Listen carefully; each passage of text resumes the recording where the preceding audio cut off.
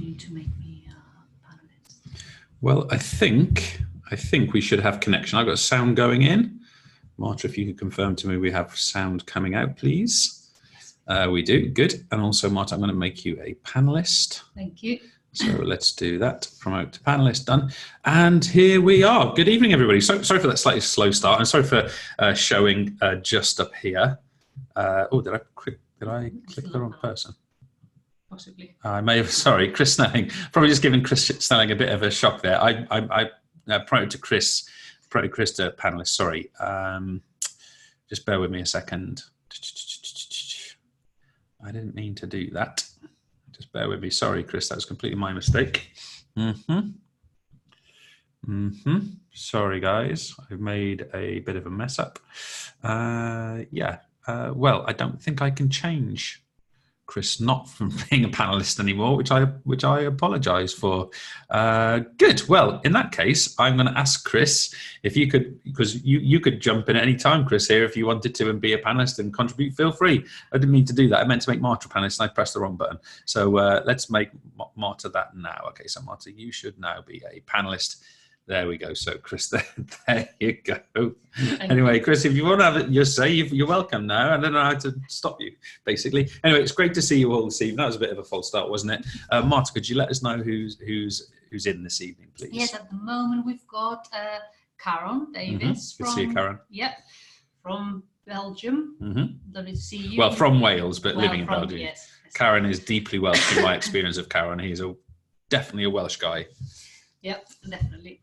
We've got Chandrika, we've got Emma Scott, we've got Fiona Barringer with us again. Hi, Fiona. We've got Mel Kersey, Rob Arnold, Sarah. We've got Lawley? Yeah, Lawley, absolutely. Lawley and I met each other last week, actually, in a similar scenario to this very one, a one-to-one in that particular case. Good to see Lawley here tonight. Well, that's great. Yeah. Thank you for being here, folks. We're going to do a session here. Yeah, more people are arriving as we speak. Absolutely. So we've actually got a really full attendance tonight. I think we had over 100 signed up for tonight, so we'll see how that plays out over the course of the evening, but it's really good numbers. I think it's fair to say that this particular session, out of all these that we do, the practice, the interleaving, the flip, all the increase in student activity, all these webinars we do, probably this one's the one that's closest to my heart in many ways, because it's in many ways the thing that transformed my own experience of teaching. So you'll notice tonight, I think, that to some degree on this Monday evening in November, you're going to hear me sort of slightly passionate and almost trying to convince to some degree as well, because this is something that really goes deeply for me, because it kind of transformed how I did my job, and in a really, really effective way. So I'm happy to be sharing that with you this evening. The session is partly theoretical. It's definitely provocative. We've got some core resources that I'm going to ask Marta to share with you. The first one, Marta, if you could share with these guys the infographic, that's the fundamental resource I'd like everyone to have available. If you guys take in the session this evening, if you have a look at that infographic, perhaps open it up in a different tab, have it there for reference, I think it'd be really helpful for you. That'd be really good, because everything I want to sort of incorporate here is summarized within that infographics. Plus, it means you don't have to make that many notes either, which always helps. So if you go and open that, have a look, get it open on a different tab, that's going to be beneficial, I think. Now, the other thing, if you've got a question, post it into that chat. We genuinely like getting the questions. And for the record, we quite like being challenged with questions as well. So especially if you agree, disagree, want a question, want to ask about an application, want more detail, put those questions in. We appreciate getting those things back in and answering them. Now, in terms of timing today, I fully expect us to be wrapped up and off air by 7:45. But we'll see how that goes. It might be slightly earlier. If you guys have tons of questions, it might be slightly lower, but that's the aim at least. And the other thing is, if we have any technical issues tonight, such as our internet goes a bit patchy, which we've had a couple of times today, so don't be too shocked if it goes a bit funny at some point. We've had 2 or 3 times that our internet's been a bit patchy. If that does happen, just stay on the same link and we will be, even if we had a complete internet blackout for some reason or a power cut or something, we would be back on as soon as that resolved itself. Okay, so back on the same link and we will be back as immediately. Hopefully that won't be an issue, but just for information. So with that in mind, unless Marta tells me otherwise, we're going to have a little crack at this. Now, let me see if I can share. Let me see, first of all, if I can share my canvas with you. I can. Here's my sketchbook right there. So hopefully you guys are seeing this. And as ever, I get slightly paranoid because my bald head's showing on the top of this little screen here. So I've got to try and remember to look up as much as I can. The first thing, before we get into this sort of concept of mastery, I just want to take 4 facets or 4 features of what I would call Hey, my name's why does that happen? That happened the other time as well, no? Yeah, That's really strange. Sorry about that, guys. So I want to take 4 facets of what I would call the current paradigm and look to sort of remind you that these are perhaps predominant in how classrooms are today. So again, there's the 1,001 things that are dominant in classrooms. I'm picking 4 of them that relate to our topic tonight. I'll come back to the little drawings in a second. So number 1, the first feature of our current predominant paradigm I want you guys to be aware of is what I would refer to as a variable achievement rate. Now I'm going to dwell on this point for quite a bit this evening, but I think it's fair to say that if we look at something like an individual task within a particular classroom, the achievement rate, what students achieve on that task, that piece of writing, that oral, that quiz that they do, whatever it happens to be, it's variable. And that variable achievement rate, it comes from what I would describe as a fixed seat time. Okay, a fixed seat time. So I really want you guys to reflect on this for a second, because it's one of the core principles I'm going to encourage you to change later on.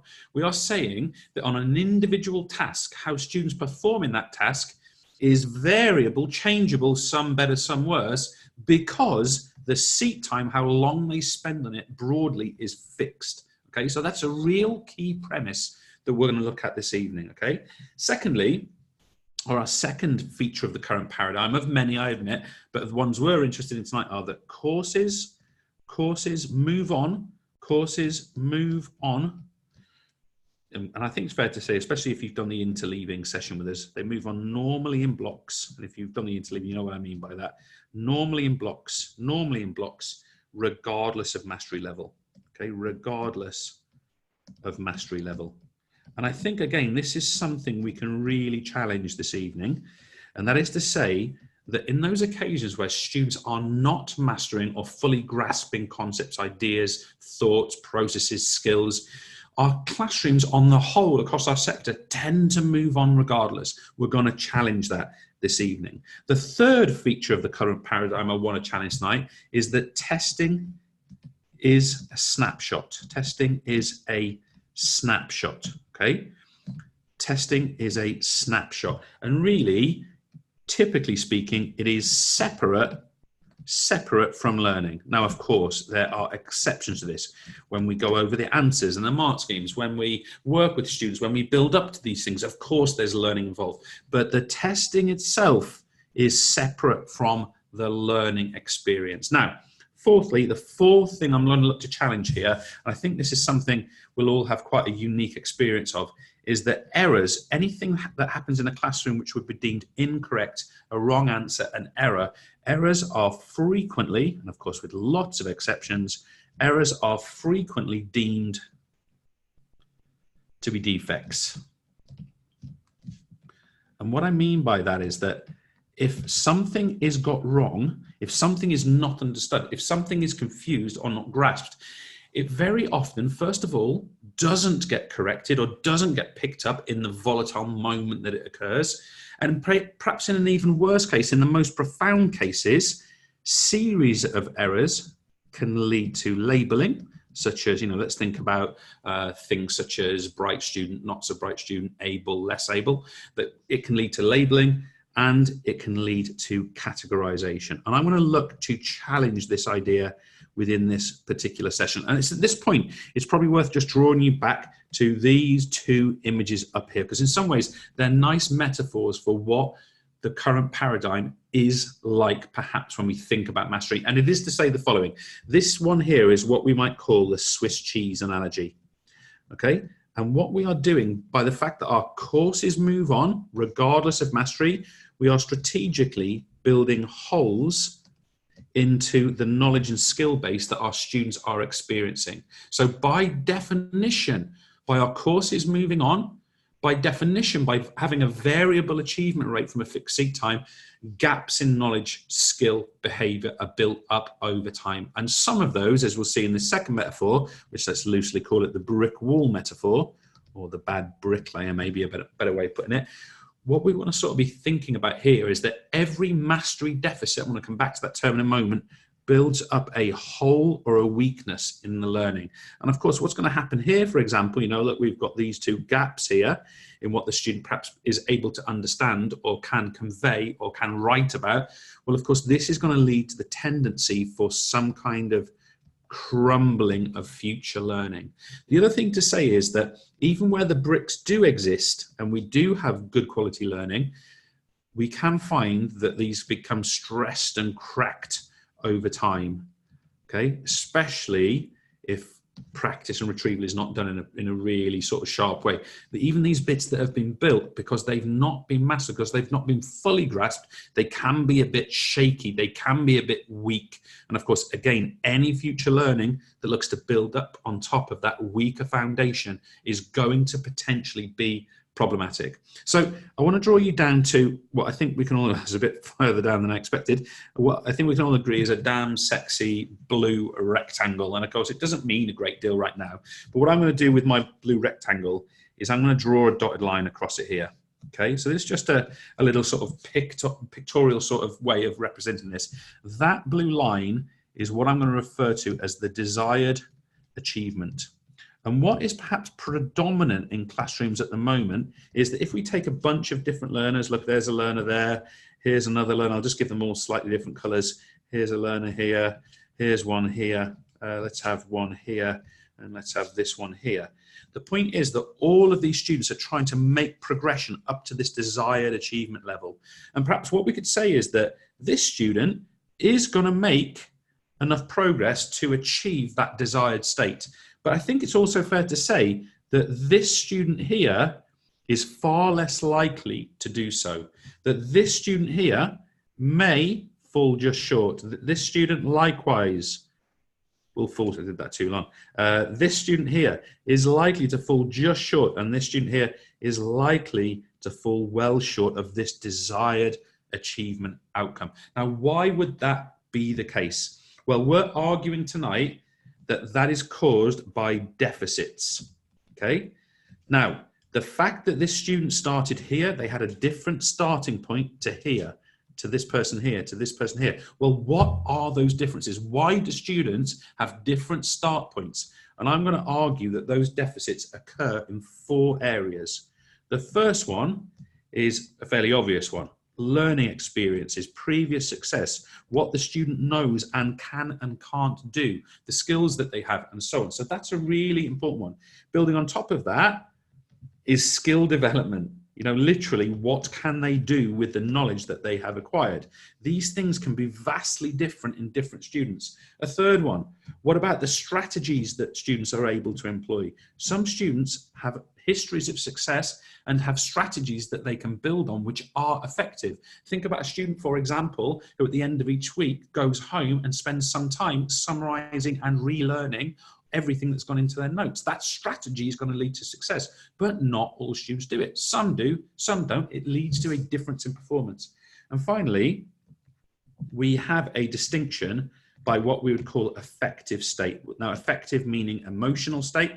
I'm thinking about things like here, self-perception, learner confidence, the student's tendency to believe that they can achieve something to a very high standard, or to lack that belief, to have that self-limitation in the mind. This can be vastly different for different learners. And it's these things combined which are going to form the basis of the start point that each of my little coloured students here have as the different levels of performance that they are achieving. Okay, now the point we're making is that if the same processes are effectively done, or the same experiences are given to those same students, all with different start points, their level of success is going to be different. Why? Because they started from a different point. That is at the heart of what we're looking to try and change. Not that they start at different points. We can't ultimately change that except longer term. What we can change is how they get to that desired achievement. Let's say, and I'm talking, I should be really clear here, I'm talking about at the task level. I'm not qualified to tell you what mastery in mathematics or in science or in linguistics looks like. I've no idea, but I can tell you what mastery of a task looks like in any particular subject, because that's fairly easy to identify, whether it's a score, whether it's a performance level, whether it's some kind of aesthetic quality, whatever it happens to be, that task sort of achievement rate can be defined. Now, what is causing all of this? Why is it then that these students are making limited progress based on their starting point? Well, it's fair. I'm going to change colour actually. It's fairly obvious. We're talking in the current paradigm about standardized processes applied to all. Now, again, can I just say, I completely accept there's lots of exceptions to this. I'm giving a massive generalization here. But, you know, I guess the classic case would be, here's my starter, here's my teaching, here's my worksheet, here's a question, you've got 10 minutes, here's a plenary. Okay, those are standardized processes applied to people with different start points. Now, we find in our current model that there is some differentiation that teachers will attempt with varying success. If I was rubbish at differentiation, if I'm completely honest. And the way I like to think about it is some people are good at differentiation. There's some differentiation in spite of the model. Okay, so in spite of this one-pace-fits-all model, okay, some people still manage to differentiate and perhaps get this student here a little bit further. Or what we sometimes find with differentiation is that what we do is we bring the achievement rate down for this individual student to there. Okay, so well, we think that's all he or she can muster and can achieve. We all got to reflect on whether we're happy with that. Let's move on to a couple more things. I want to say as well that the current model has classwork and let me just put W, homework or home learning are the main experiences. Okay, so the main experiences are homework and classwork, but they are distinct. Okay. And what I mean by that is there are classic things that are done for homeworks and there are classic things that are done for classwork. A classic classwork thing is teaching, being taught something, having someone explain something to you, because traditionally that's been the only place that's been available. And finally, and this is going to a degree come across as slightly condemning, so forgive me for it, but in this current model, we've got teaching is a one-off deal. And I want people to reflect on that a second, because what we mean by that is that as good as a brilliant piece of instruction might be for us, we only really ever deliver it once to a group or to think about it with an individual student. So this is what we are perhaps experiencing within our paradigm right now. We are experiencing, we just click off here, we are experiencing a variable achievement rate caused by a fixed seat time. We are experiencing students who all have different start points being exposed to roughly the same processes, and therefore where they end up being quite different, and the base achievement rate not being achieved by all students, okay, on an individual task. We are experiencing this notion that testing and learning tend to be separate, and as a result of all that, students will be experiencing fairly frequently in their education, of course, depending on context, teacher, setting, of course, there's loads of exceptions, the errors they make are indicators of failure or weakness or defect. And it's that we're going to try and challenge this evening. Okay, so that's a big chunk from me, Marta. Shall I just pause there and ask if you want to Yeah, you can pause, but or clarify anything? Yeah, there are no, at the moment, there are no comments, no one seeking for clarification. So I think it seems, you know, what you've explained is pretty clear. Yeah, but you know, I think I want to add here. I don't want to come across in any way teacher bashing or anything like that. I think what I've just described is fairly standard. It's the reality. Yeah, exactly. And I think there's a lot of assumption in there. And I think some of the assumptions that are in there are that people have different learner abilities. We have this some can, some can't mentality. Some are here, some are here. Everyone has to decide on their own reality with regard to that point. I know where I stand on it, and I hope I'm reasonably well read on this, but everyone has to reflect on that. I think a great thing for people to ask themselves is for people to reflect or almost rank in their own mind, to what extent do we believe learning performance is an innate, predetermined thing? If we decide it's predetermined and innate at the level of, say, a GCSE, then it's tough to get over that. It's real tough to get over that. So that's really something to think about in one's mind. It's also peculiar how we think that someone may be able to learn very well something and not be able to learn something else at all, or be really, really bad at something else. you must wonder, how is that really possible, that someone's brain would only learn a particular thing? Or to me, it seems to, it is quite clear that there are many other factors involved that determine whether you will learn with more or less ease something or other. Well, you mention ease. I mean, sometimes I think we confuse sometimes, because of the one pace fits all nature of our model. We confuse how fast people learn things with what they can learn.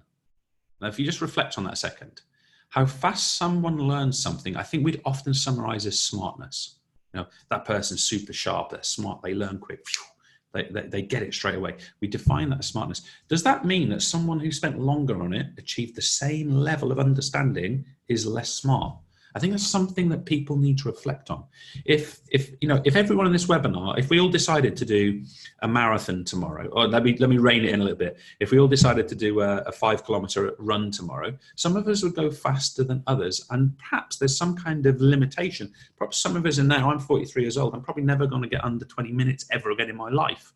Okay, but does that mean that is that some kind of standardized limited factor that can't be influenced? No, we'd train it, we'd work harder on it. If we wanted the performance to increase, we'd invest time and energy and training into that thing. And I think we need to think about the mind a little bit more like a muscle, a bit more like a training effect. Yeah. Anyway, I think we may have some questions. Yeah, Chandrika's saying that she thinks that self-image gets set in bad ways quite young. And she's also saying that there are myths about natural, in inverted commas, learners. It's possible. I mean, I've read widely on this one, Chandrika. First of all, I agree with you about self-image being ingrained and embedded. I think it comes back to the errors point as well. The more you make errors, and the more those errors are destined to be labeled as part of you. And if you take about something like an assessment, a test, we tend to think of tests as testing people, testing a person, testing a child, testing a student. I always think, and I'll maybe come back to this another point, I think of assessments as assessments of moments. Where am I now? Where are they now? What do they know now? That's how I tend to think about assessments. I don't see it as any long-term thing. That's an interesting. But what was the second point Chandrika made? Sorry. That there are myths about natural learners. Yeah. So again, please go and do your own reading on this, of course. But if you look into the depths of this, the main premise with regard to what human beings are capable of learning is that until you get to very high levels of performance, and we're talking about, let's loosely label it as sort of genius level of performance, it seems quite clear that almost all human beings can access most things leading up to that level. That sort of genius level perhaps is only accessible to some, but short of that, all people can achieve that, with a few exceptions. And I think, we could talk about some kind of mental, emotional limitation. Certain conditions might prevent that, for example. Certain affective states might prevent that. But it's absolutely accessible. But what you can't do is make everybody get there at the same pace, the same rate, and the same rhythm, and expect everybody to get to that level. But if some people spend slightly longer on it, and other people might need to spend a little bit less time on it, that's completely normal. How fast someone learns doesn't necessarily, or isn't related to how much or what they can learn, unless you time restrain it. And of course, that's an interesting point. Yeah. And I think it's interesting as well to think, everyone's heard of stories where people have said, oh, my teacher of whatever, when I was in year 8, 9, 10, told me, oh, you're never going to learn this subject. French in my case, for example. Never did actually. Yeah, and actually they've gone on to maybe even become professionals in that field, proving that teacher was completely wrong. So I think will, effort, and willingness to learn trumps absolutely anything.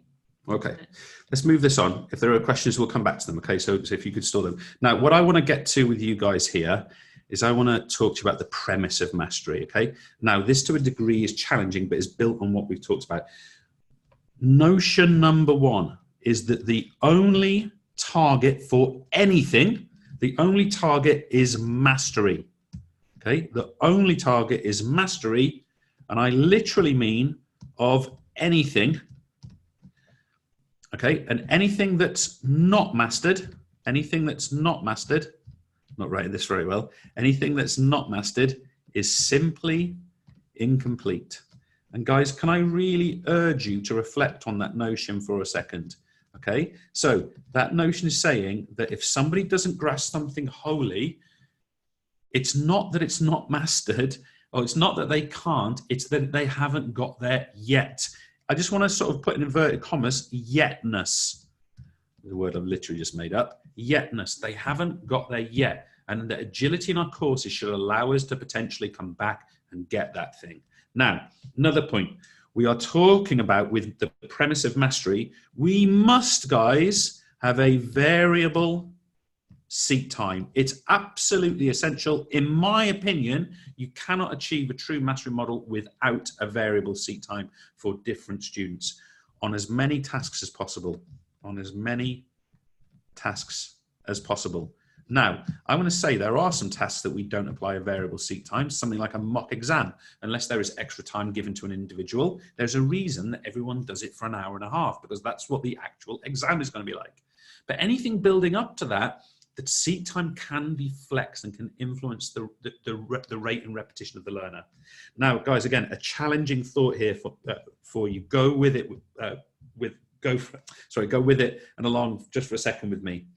All resources, okay, so all learning resources, including the teaching, all learning resources, always available, okay? All learning resources, including the teaching, always available. It's at the heart of mastery. And I'm going to put in here, including teaching. And those of you that know my work well know that this is probably the fundamental thing that I change within my own teaching here. I'll come back to that point in a second. Let's go a little bit further. We are talking about as much self-paced experience,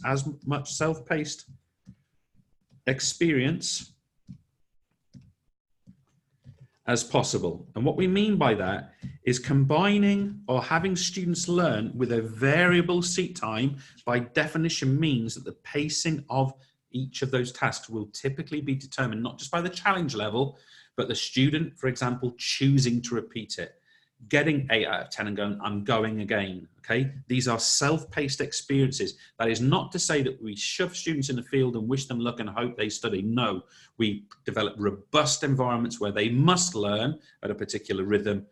They must learn at a particular achievement rate, but within that environment, they can have different amounts of time on different tasks.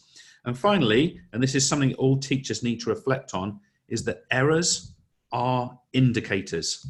Errors are indicators. Okay, and what we mean by this, they're indicators that learning is about to happen. And I just want you to reflect on that for a second. Think about how differently students might potentially view getting something wrong if them getting something wrong was the very experience they knew took place before the thing that they really needed to learn and nail happened. That would redefine this notion of an error very, very, very clearly. Okay, so some really interesting points in there. I want to draw you down to my last sort of bit of theory in here, and it's this madness here. Okay, so it looks wild and insane. I'd encourage you to write down. I am actually the author of this, worryingly, but it's something that is absolutely pivotal to my own behaviours and the things that I do within classrooms. I want to define this formula for you. S is success. Now, it's hard for anyone else to define what success is in your own classroom, okay? But for me, it's a combination of personal growth, exam results, assessment performance. It's a young person, if we're working with children, growing and improving and broadening and all those things. That's wrapped up in success. So what follows this equal sign? So everything on this side is the variable which leads to that success. So I want to just take you through a few points. FI, first of all, this is what we refer to as familial, if I could spell it, it would help. Familial involvement. And what I mean by familial involvement is the home environment being connected to the learning environment. It's a feeling of support, structure, love, care. It's even the conversation students have at home. It's the status of education around the dining table. It's all of those things. Now, of course, some students have that in spades. Some students don't have much. Okay, that impacts the likelihood of success of a student. Now, it's the hardest thing for a teacher to influence, but there are influences that can be made. This is B. This is what we refer to as behaviours. Now, I'm not talking about behaviours in some notion of being a good kid, behaving oneself. I'm talking about things like effort. I'm talking about things like repetition. I'm talking about things such as completion. I'm talking about things such as engagement, which is how many times we are in contact with a particular series of ideas. This is what I mean by behaviours. And of course, if we maximise them, or if students perform those behaviours regularly, the chances of success are going to go up. This R here is result. Let me choose a different colour. This R here is resources. Now, again, we are talking about hopefully the highest quality resources possible, but they must be available all the time, including, guys, teaching. Okay, so I'm talking about brilliant resources available all the time, loads of engagement, effort, completion, repetition, really good home support and involvement from there. This VT, I'll come back to the MD in a second. This VT here, this stands for valuable time. We want to multiply all that great stuff by as much valuable time as possible. Now, we believe there's two things that are valuable. One is time concentrating. And I'm talking about true concentration here, real hard focus, time concentrating with these behaviors and these resources with this feeling of support. And it's also time in one-to-one with teacher, okay? So in my model, I reject the importance of one-pace-fits-all delivery of teaching. Okay, now let's assume we're doing loads of concentration and one-to-one work. We're doing loads of work with good, great resources. We've got brilliant learner behaviours and we've got brilliant familial involvement. I don't think anyone would be surprised to see that success level rising. However, all of that is undermined by our dirty friend, MD. And this is what we call a mastery deficit. Okay, so if I drag you all the way back up to that metaphor we had right up there, it's this, it's this, it's this, it's these mastery deficits. Everything good can be undermined by some deficit in that which should have been learned before. Okay, so a couple of things about mastery deficit. We want to minimize it or eliminate mastery deficits. And to achieve that, we must target mastery and we must have course agility. And by course agility, of course, what that really insinuates is a variable seat time for individual tasks for different learners. Now, again, if we can reduce mastery deficit as much as possible to as close to zero as possible, our chances of success increase. That, for me, guys, is at the heart of how I run my classrooms. If it's not in that model, I don't do it because I'm not interested in it because it doesn't have the influence that I want it to have in that classroom. I'm going to pause there just for a couple of questions. I've got a couple of other things I want to show Marta. Yeah, Zach's making Zach Khan, I think. Yes, he was making a comment on what you were saying about people learning at different paces, people learning at different rates, and not necessarily meaning that some people can learn more than others. Exactly. Zach's saying, thank you. Zach is saying that he finds your point entirely relevant to his teaching of programming. So Zach's a computer science teacher. Some students pick up things straight away, whilst others take a bit longer, but they tend to reach the same end goals, i.e. grades. Yeah. And Zach has shared. Can I just sort of, sorry to butt in, I will come back. That to me suggests that there's culturally something very successful in that classroom that Zach's organising. It sounds to me like there's something you're doing, Zach, or there's some kind of behavioural structures around that classroom which are leaning towards the mastery model. Yeah. Because otherwise, what you're going to find is if everyone's got the same amount of time on the same task and some students are getting there faster, you're going to get different achievement rates. But what you're saying there, Zach, is that you're getting everyone to the desired outcome, which is wonderful. So there's got to be some mastery structure within that model. And I think as an example, I think Zach sort of this is part of Zach's philosophy. He shared with me which I have just shared now, a link to a poster. He's showing us the poster he's got in his cool. room, which is basically, obviously, it's like an acrostic poem, which is basically fail actually is the first attempt in learning. Well, I'm definitely nicking that. So, yeah, so good fail is just the first step towards learning. So, which is a really, really nice way of looking at it. I wish I'd thought of that. And not promoting failure, but really not, making failure less of an undesired prospect, which I think many students struggle with. I remember one of fear of failing. I remember one of the first times I ran a mastery model within my own classroom.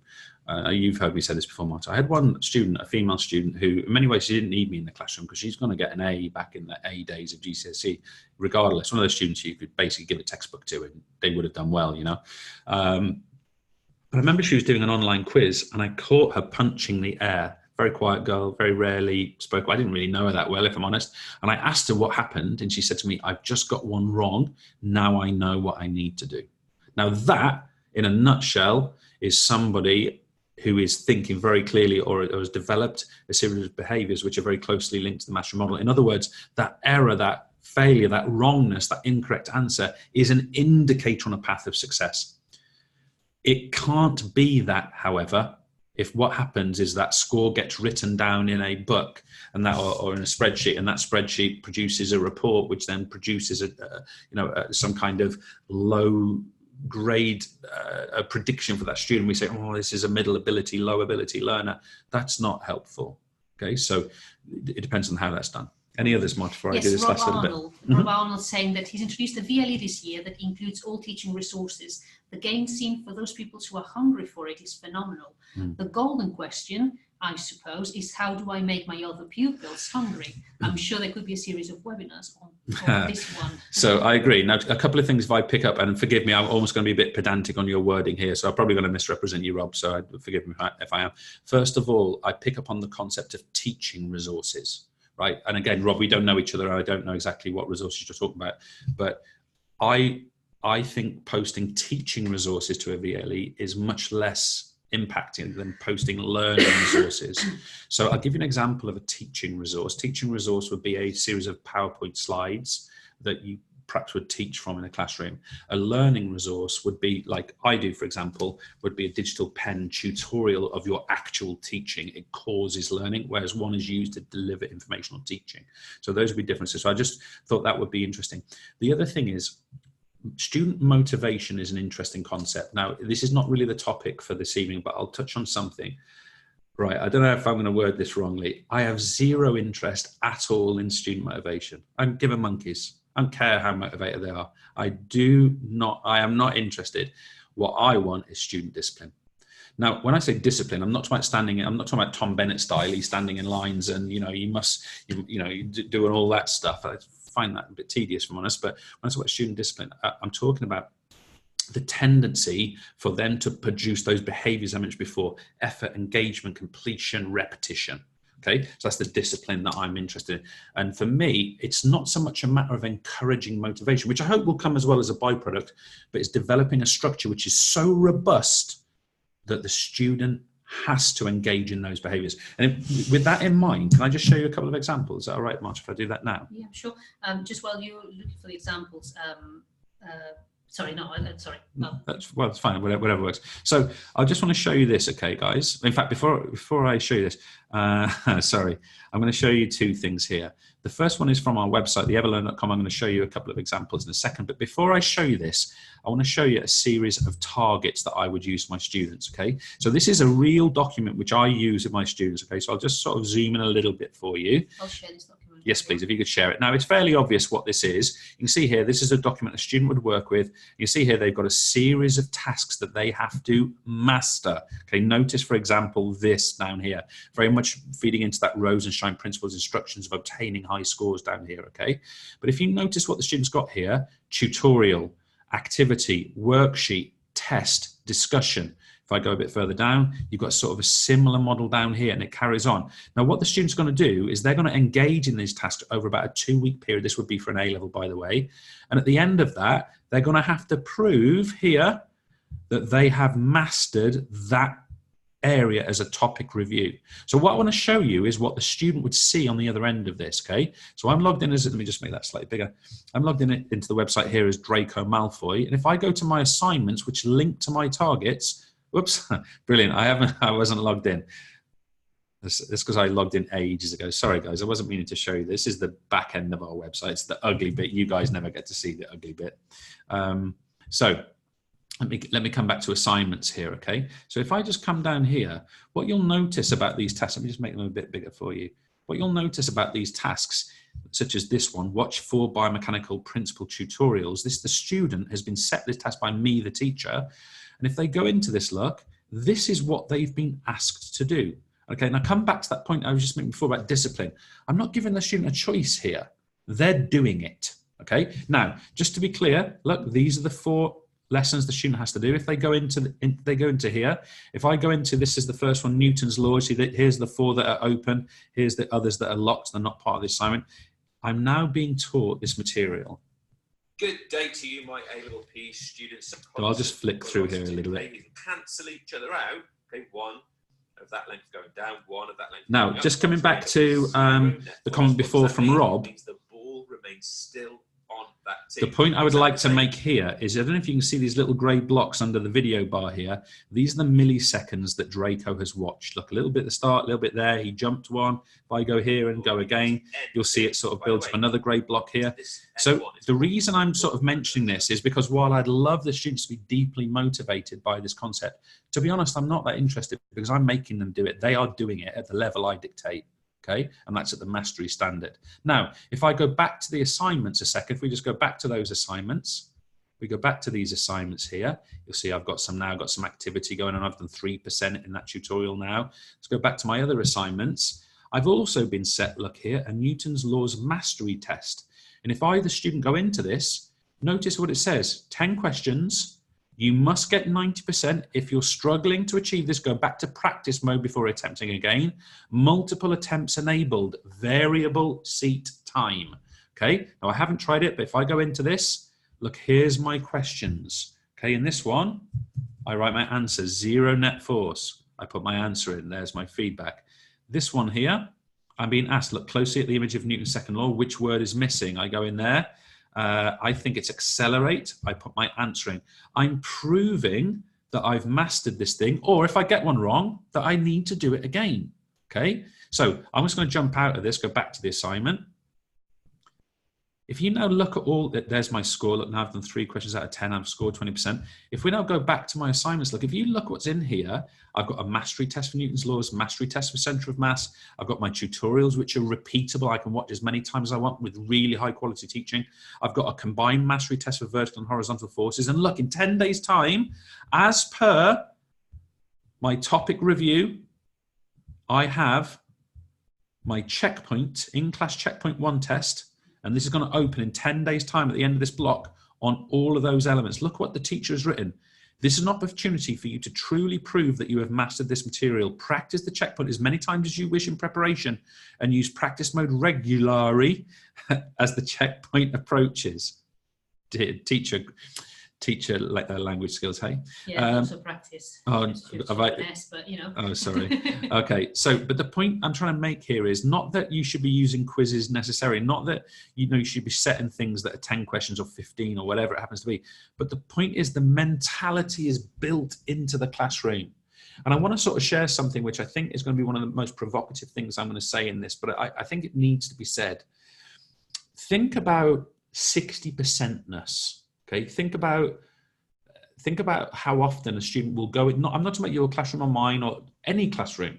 Think about how often a student will go into a classroom, experience the classroom environment, and leave that classroom with 60%ness of what perhaps they should have or could have or might have been able to learn. And think about how often that gets built up over time.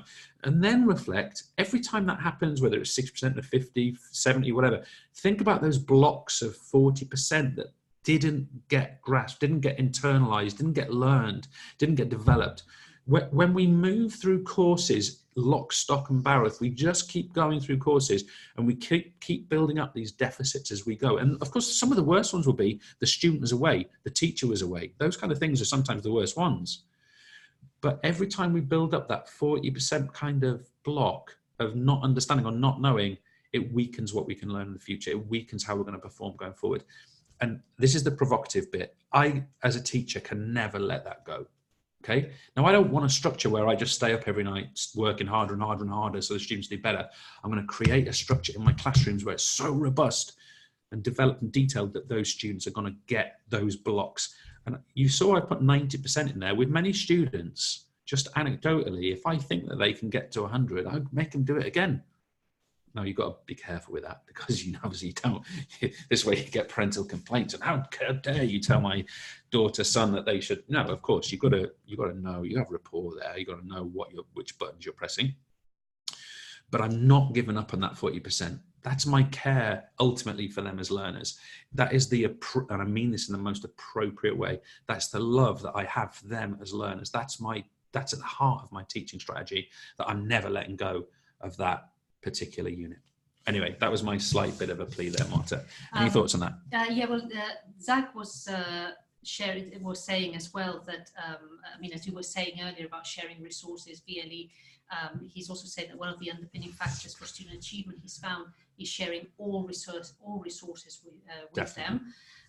He said the VLE at the school contains all teacher PowerPoints, differentiated resources. It helps develop a more independent approach from students. Yeah, I think that's great. I don't know why, and Zach, please don't think I'm picking any kind of conflict or fight with that, because I think it's wonderful. I've done many things exactly the same, to be honest. I think PowerPoint's an interesting one. Okay, they're very slidey. I don't know how yours are. They're often bullet pointy. They're often got big diagrams in them that are all kind of pre-populated. I like these things to sort of be constructed in front of students, really. So if I was to show you ever so briefly how I would present the alternative to something like a PowerPoint. So if I just go to, it was computing, wasn't it, right? Yes. So if I go here to this course, for example, I don't know what lesson to choose. Let's choose virtual memory. This is how I'd sort of present that teaching episode. It'd be more. Oh no! What happens? It would be more like this. A fairly big hard drive. We've extended it a little bit. Yeah. So for me, this is a better resource than something like a PowerPoint that one must read. I'm not denying the PowerPoint's potential impact, but for me, this kind of Blackboard, natural, organic, repeatable teaching. I mean, I would go as far as to say, and Zach, I'm not talking about your classroom here, I'm talking about any classroom. I honestly feel in 2019 going into 2020 now, that classrooms where teaching delivery is only available in a live format are severely limited, I would argue, in comparison to what we can do today. I think we've got to be very careful to protect and to safeguard that the classroom is always available to the student, physical space with a brilliant teacher inside it. But we need to support that with the best of that kind of digital space. I think that those are some of the things that unlock mastery in the best way possible. If we can take wonderful teaching at that level and provide it to everybody in a repeatable format, and also free up some teacher time as well, because they're not doing as much delivering, I think then the possibilities, take valuable time one-to-one with the teacher as an example, then the possibilities for that explode. And those of you that are interested in how I run my classroom, I don't talk about it specifically within the session, but if you're interested in that, I'll send it round to everyone as a follow-up tomorrow. We have a documentation that you can have a read of exactly how I operate my classrooms. Any other questions, Marta? No, I was just going to add to that I think the idea of sharing the resources through the VLE is a really good idea, and many students can benefit. But I think that going back to what you were saying earlier, I think especially those students who are probably not very motivated, possibly, I think a lot of the times the lack of motivation comes from a lack of self-efficacy, a lack of not really knowing how to approach it, not having lots of gaps, feeling really insecure. And I think that sometimes having, you've got you've got to be a little bit careful with how much is available, because sometimes they may have a lot available to them, but actually they may not take the step to access it because it's just too much. So I think it's, on the other hand, of course, probably most students will benefit from it massively, because they will just find it just the right stuff, just the right crutch to go and and carry on learning. But that element of guidance is, I think it's important. I think so as well. And you can't be in a situation where you're guessing if students have done it or not. Okay, so for example, you set a flip task and you want them to have engaged with a PowerPoint or a video or a piece of reading, you can't be guessing if they've done that. You need to know that they've done that so that then you can build future experiences on top of that and how well that they've done it.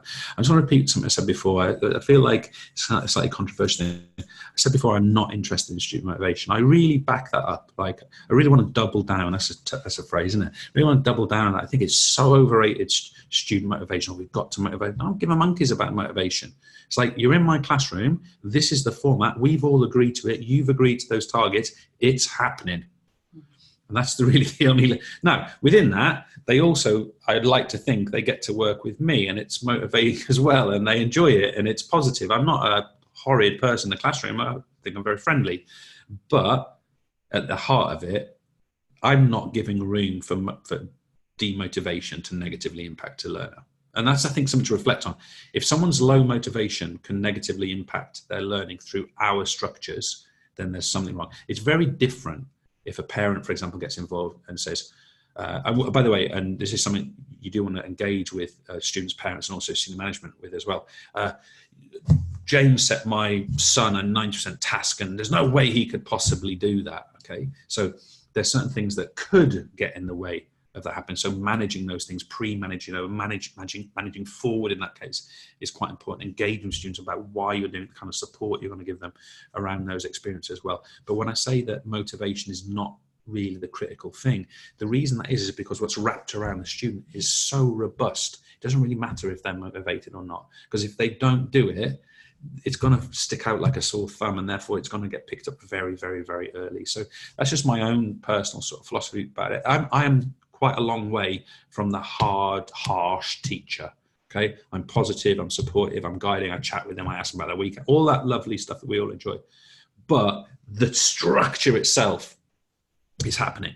And, you know, there are exceptions. Someone's had something horrible happen, of course, we'll flex for that. But, you know, if it's agreed, it's happening. And that's and they know that, and they know I know that, and they know that if they're struggling, I will back them up 100%. Okay. Yeah, Rob Arnold, he's got an interesting suggestion. He's saying that when he obviously often models things using a visualizer, and if you think it would be a good idea to record. What does Rob teach? Rob, a science teacher? I'm not sure. I'm not sure what Rob teaches. The answer though, Rob, is yes, with an asterisk. Recording and then. Computers. Oh, sorry, computers. Rob, I would say yes with an asterisk. Science, yeah. I would say yes with just a caveat. I think yes, the visualize that teaching could be recorded. There's loads of ways to do that if you're interested. I'm someone who's recorded 5,000 teaching episodes. I mean, who does that? It's ridiculous. And many people that I work with on a daily basis have done something very, very similar. Martha has recorded the entirety of Spanish GCSE teaching, all exam boards, for example. But I think there's a caveat. I don't want as a profession that every teacher records their teaching. I'll tell you why. Not everyone's good at it. And I'm sorry if that comes, and I'm not talking about you, Rob, you're probably brilliant at it, but not everyone's good in that teaching from the heart, explaining the subject thing.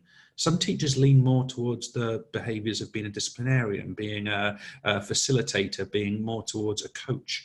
Some lean more towards being inspirers. Only some people are wonderful at explaining that subject. And it's those people, I believe, that we need to get to perform that role. I mean, for example, you know, if Bill Gates was good at it, I don't know how good his coding is, and I assume it's all right. Maybe he would be the right person to do it. We don't know if he is. Or in physics, if we don't know how good Einstein would have been doing that job. But if he was, then he would be the person that we wanted doing that explaining. And that at that standard we want available to everybody. So in a really egocentric, and forgive me what I'm going to say here, way, I think in my teaching, P in biology, I think I'm kind of up there in my capacity to explain things. I'm not at Einstein level, by the way, but you know, like I think I'm above average, put it that way. And I think it's good that my teaching gets seen by so many students, because it's at a standard that has an influence on them that perhaps couldn't be achieved if we were all recording those same things. Plus, it's also a lot more work. Harness the talent. I say, yeah, exactly right. Now we're well over time, Marta, so I feel terrible for people keeping them longer. Everyone stayed in though, from what I can tell, which is great. Guys, we really appreciate you doing these things, and hopefully it's good for you as well. Marta's going to share a voucher with you now, which relates to the everlearner.com. You computer science guys out there, we have all of your OCR GCSE course, for example, which you probably do, and you should have a little look at that as well. Okay, so there's a voucher coming your way. We're really proud of our work on the everlearner.com. One other thing I was going to say, just through there, I'll kind of turn you around without pulling any cables out. Through that door, just there, I can just back it around, is actually my classroom. Okay, so it's I think probably I should share a bit of information about that. So when I follow up tomorrow with the recording, which we'll put on YouTube with the infographic again, I'm also going to show you my own classroom and share that with you. Will computer science A-level be added since the Everlearner website? Zach, yes, it will. I'll get Mark Mills to come back to you on that one. So his job, so he's just finished all the OCR GCSE. His next job basically is to fill out the other GCSE courses. Not many people are doing those other ones, to be honest, but anyway, we're going to do that, and then it'll be on to the A-level. So yes, it's coming. And that's the exact point. We're building that content as we go, and it allows people to adopt a mastery model within the classroom. Super. Anything else, Martha? No. Home time. I think we've got a game of Uno waiting for us when we get home. So we've got a big game of cards waiting for us when we get home. So I'm going to wish you guys a cracking evening. Thanks for spending time. Genuinely, from my heart, I really appreciate that you give up your evenings. It means a lot. It's November. It's dark. Clocks have gone back, and you spend your evening with me. Thank you. Honestly, I really appreciate it. Have a great one, guys. Okay. See you soon. Thank you. Bye.